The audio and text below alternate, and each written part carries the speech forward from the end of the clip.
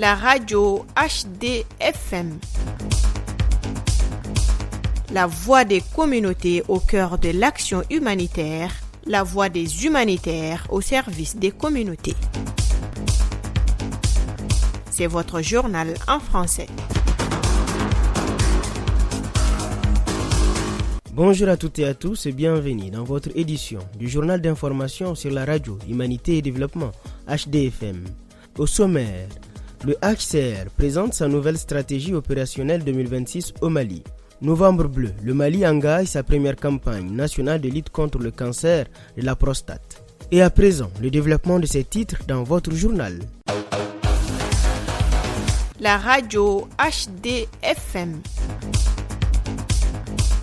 Le Haut Commissariat des Nations Unies pour les réfugiés HCR a tenu ce mercredi 12 novembre 2025 à Bamako un atelier de présentation de sa stratégie 2026.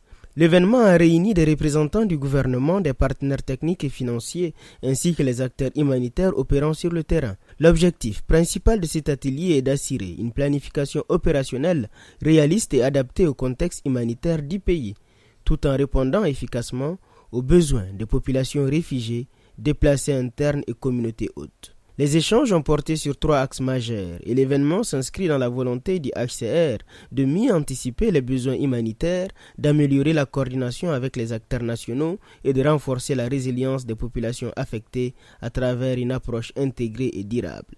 Écoutons à présent le conseiller technique au ministère de la Santé, M. Sayon Doumbia, puis le représentant du HCR au Mali, M. Pierre Camara. C'est extrêmement important. Comme vous le savez, aujourd'hui, nous sommes dans un contexte de restrictions budgétaires au plan mondial.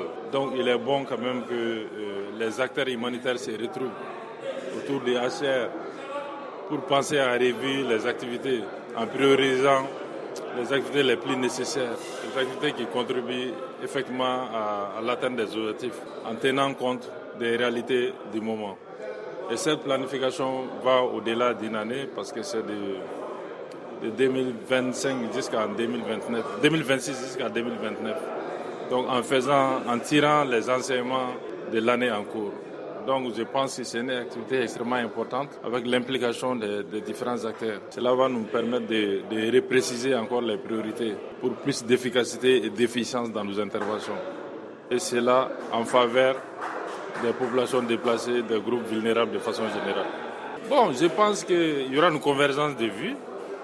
À l'issue des débats, les priorités seront retenues et en fonction des budgets disponibles aussi. C'est un atelier de planification qui s'est passé sur une journée, mais pas vraiment sur une journée parce qu'il y a eu des travaux préliminaires qui nous ont permis d'analyser les besoins des réfugiés partout là où ils sont et d'analyser les besoins des réfugiés et des populations d'accueil qui les reçoivent sur les différentes parties du territoire et de prendre connaissance donc de tous ces besoins et de toutes les priorités qui ont été définies par les populations, par les acteurs, par le gouvernement. Et nous avons pu peaufiner notre stratégie et c'est ce qu'on a présenté aujourd'hui.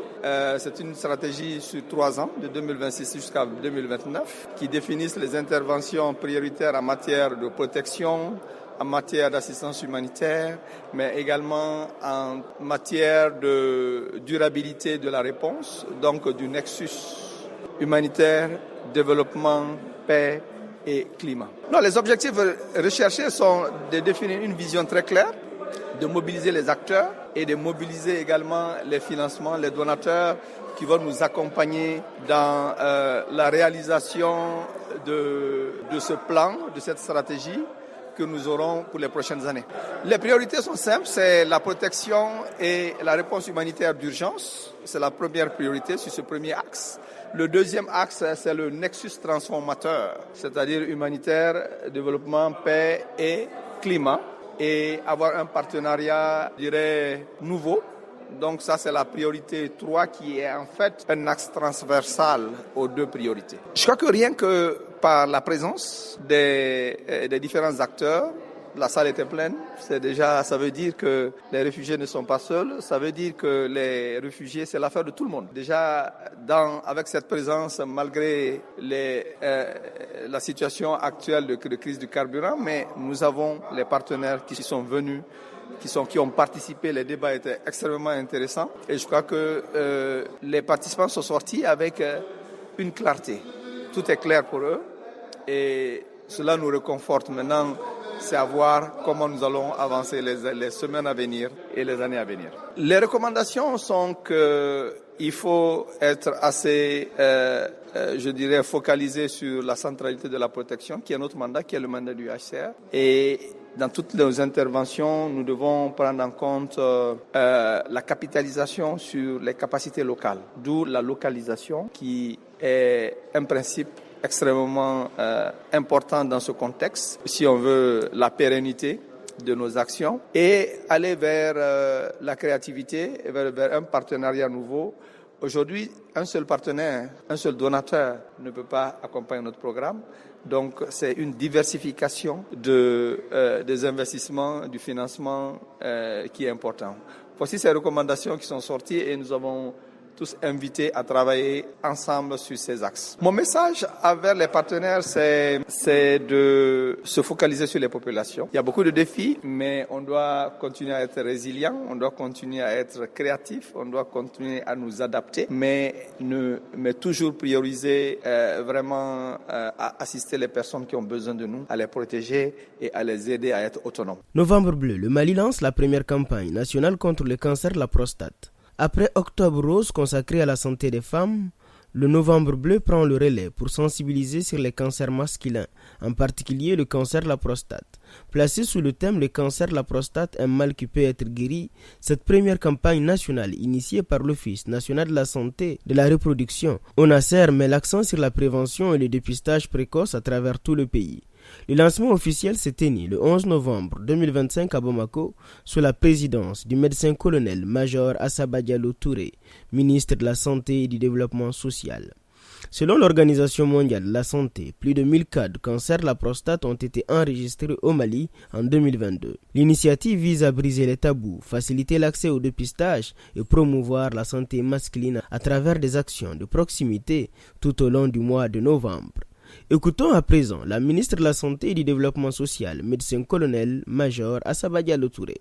Après Octobre rose, dédié aux femmes, Novembre bleu vient rappeler que la santé des hommes mérite elle aussi toute notre attention à lutter contre les maladies en général. En effet, le Mali, à l'instar des autres pays du monde, le cancer de la prostate est plus fréquent chez l'homme et est considéré comme le mal qui touche les personnes âgées et celles du troisième âge en général. Il est trop souvent découvert à un stade avancé, pour faute de dépistage précoce, et pourtant lorsqu'il est diagnostiqué tôt, il peut être guéri.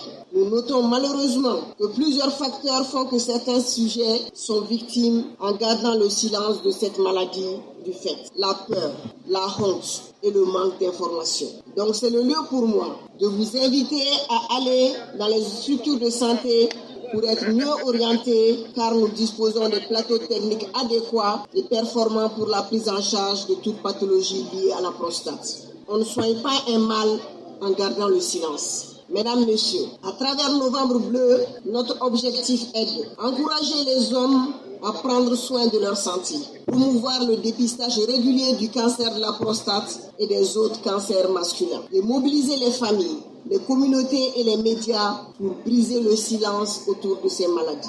Mesdames, Messieurs, le gouvernement du Mali, sous la vision de son Excellence le général d'armée Assimi Goïta, président de la transition, chef de l'État, accorde une place prioritaire à la prévention et à la lutte contre les maladies non transmissibles, dont les cancers. Ainsi, nous devons en ce moment accorder une attention particulière à cet acte de dépistage plusieurs fois dans l'année afin de se mettre à l'abri de ce mal silencieux. Aujourd'hui, je suis convaincu qu'avec cette première édition, nous serons en mesure de lutter efficacement contre cette pathologie car des campagnes de sensibilisation et de dépistage seront organisées sur toute l'étendue du territoire afin de lever la barrière qui donne plus de force à ce mal pathétique. Aussi, à travers le ministère de la Santé et du Développement social, plusieurs actions seront entreprises. Il s'agit du renforcement des structures de dépistage et de traitement, la formation du personnel de santé en oncologie, l'amélioration et la disponibilité des équipements de diagnostic, l'adoption du plan intégré de lutte contre les maladies non transmissibles et chroniques et la collaboration active avec nos partenaires techniques et financiers pour améliorer la prise en charge des cas. En bref, focus sur la situation des réfugiés burkinabés à Koro. Depuis plusieurs mois, le cercle de Koro dans la région de Badiangara fait face à une crise humanitaire majeure.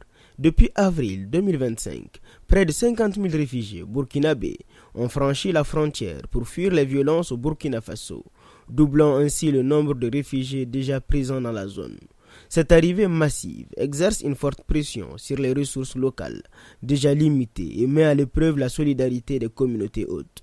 Face à cette urgence, le Haut Commissariat des Nations Unies pour les réfugiés, HCR, en partenariat avec la Commission nationale chargée des réfugiés, CNCR, les autorités locales et plusieurs ONG, a renforcé sa réponse humanitaire. Depuis le 16 octobre 2025, un bureau de terrain du HCR est désormais opérationnel à Koro pour assurer un suivi de proximité et une meilleure coordination de l'assistance. Parmi les actions menées, la réhabilitation de 16 salles de classe et la remise en état de 534 tables bancs et 35 bureaux de maîtres, permettant la reprise des cours dans les écoles précédemment occupées par les réfugiés. La construction de 250 abris d'urgence sur le site de Kenewe et la préparation de 500 nouveaux abris supplémentaires.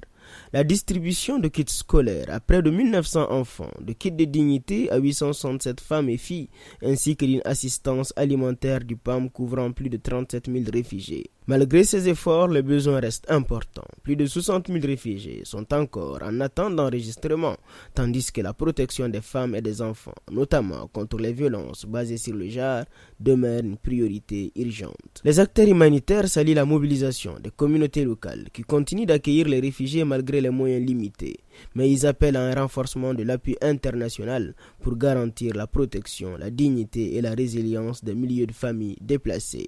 Sévaré, atelier d'apprentissage du projet humanitaire de Save the Children et de Yakutu. Le 9 et 10 novembre 2025, Save the Children Mali, en partenariat avec Yakutu, a organisé à Sévaré un atelier d'apprentissage du projet intitulé « Fournir une réponse multisectorielle aux communautés les plus affectées par la sévérité des besoins humanitaires dans les régions de Mopti et Badiangara ». Financé par OCHA, Afrique de l'Ouest et du Centre, l'activité a réuni les acteurs venus de Badiangara, Tenenku et Mopti pour partager leur expérience, résultats et leçons apprises, tout en formulant des recommandations stratégiques et opérationnelles pour renforcer la qualité et la durabilité des interventions futures. Cet atelier s'inscrit dans une dynamique d'apprentissage continu visant à améliorer la redevabilité, la qualité et l'impact des actions en faveur des enfants et des communautés vulnérables. Mopti, des cultures collaboratives pour renforcer la sécurité alimentaire. À Orgnon, dans la région de Mopti, une initiative agricole innovante attire l'attention. La plantation des cultures collaboratives, encore appelée culture syntrophique. Cette technique consiste à faire pousser plusieurs espèces de plantes ensemble afin qu'elles se complètent mutuellement et enrichissent le sol. Grâce à cette approche, la communauté locale, notamment les femmes, produit désormais des fruits variés sur un même espace et améliore sa sécurité alimentaire. Cette initiative est soutenue par World Vision Mali et le Programme alimentaire mondial PAM dans le cadre de leur action conjointe pour renforcer la résilience des communautés rurales. À l'international, Israël ouvre un nouveau point d'accès humanitaire vers Gaza. Les autorités israéliennes ont annoncé ce mercredi 12 novembre 2025 l'ouverture permanente du point de passage de Zikim, situé au nord de la bande de Gaza. Ce corridor permettra désormais l'acheminement de l'aide humanitaire internationale sous la supervision des Nations Unies et d'autres organisations partenaires après de contrôles de sécurité renforcés, une mesure saluée par la communauté humanitaire. Soudan, condamnation internationale des violences à El Fasher. Plus de 20 pays ont condamné les atrocités commises au Soudan après la prise d'El Fasher par les forces de soutien rapide. Dans une déclaration commune, ils dénoncent les violences contre les civils, les massacres ethniques et les violations du droit humanitaire, appelant à la fin immédiate des combats et à un dialogue politique inclusif. Selon l'OIM, près de 89 000 personnes ont fui la ville depuis fin octobre. Algérie, Boualem Sansal gracié pour des raisons humanitaires. Près d'un an après son arrestation, l'écrivain franco-algérien Boualem Sansal a été gracié par le président Abdelmadjid Tebboune pour des raisons humanitaires. Cette décision, issue d'une médiation diplomatique entre Paris, Berlin et Alger, a suscité un large soulagement. Âgé de 80 ans et affaibli par la maladie, l'auteur sera hospitalisé en Allemagne dans les prochains jours. C'est ce qui met fin à cette édition. Merci à vous de l'avoir suivi et merci de votre fidélité. Au micro, vous étiez avec Yehia Bouré. La partie technique a été assurée par Salim Djouara. Très bonne suite de programme sur la radio Humanité et Développement HDFM. La radio HDFM.